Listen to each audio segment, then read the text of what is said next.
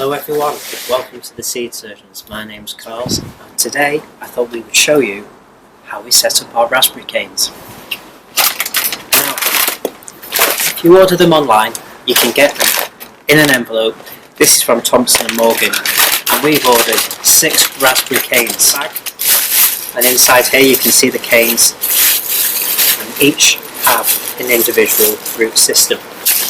There's 2 main types you can get. You can get the autumn fruiting and the summer fruiting. Autumn fruiting are really good because they grow on that year's new growth, whereas summer fruiting, they grow on only canes and branches that have grown from the previous year. So first of all, whenever you get these in these bags, these roots are drying out. If you don't do something about them soon, they'll all die out. So it's really important that you first of all give them a soak. And just by magic, I've got a bucket of water here, okay? And it's all rainwater. We try our best not to limit the amount of tap water we use. We get a lot of rain in Manchester. We might as well use it, okay? Yeah. Put the friends out of the way. There we are. And then we're going to leave them to soak for about 15 minutes in those canes, in that water. Okay, so whilst my little raspberry canes are having a good old drink and a bath, I just thought it'd be a great time today to tell you really what it takes to get a good raspberry cane going. I'm going to be completely honest with you and say we are not due our allotment until next month, and our canes have arrived a little bit early. If we leave them in that bag, they're not going to do well. So it's important that we get them into some type of natural environment so that we can easily transplant them into our allotment beds. Okay.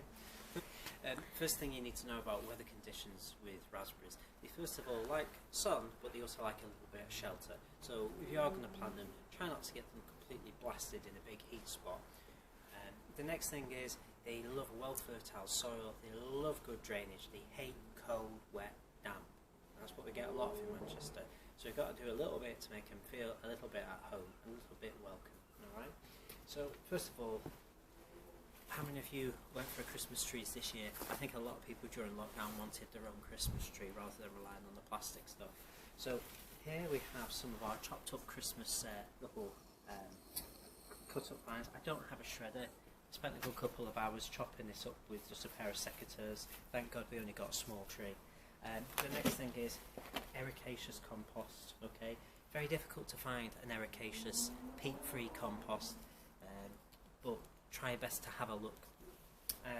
Next thing is we've just got some regular old garden compost to act as a bit of a mulch. Okay, hopefully these will come out clearly, but these roots were completely dried out. But now they've had a good soak and they're nice and wet, and this is what you want before you plant them. Okay, so these canes, if I can show you in a little bit more detail, these canes will probably have been grown 1 year ago, okay, and these have been cut back and ready for sale now. So these canes represent canes from last year that have been cut back, and typically you want to make sure that you get enough coverage off the root system when it goes into the pot. So you want to keep it covered, but also you want to bury it to about 8 centimetres. If I want to get in my allotment now, we find a little plot of land and I'm sticking them in. I've got a little space here in our back garden that we can put them in. Ideally you want to be putting them roughly in rows, 1/2 centimetre apart.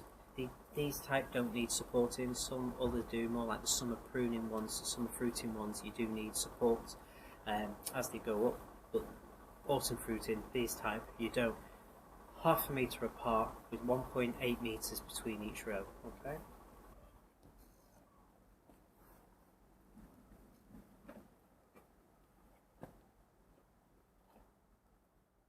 The difference is when you put them in water, let them drain off, and you should feel the added weight. If you really want to see any more and keep update with our progress, go on the Seed Surgeons on Instagram and you should see our account, okay? And hopefully by the end of the year you'll be seeing some fantastic harvests, and you will be having harvests too. Now, I don't know about you, but it's beginning to snow. I'm going to get in and have a brew, alright? You're going to get the shovel, Nayuri. Bye!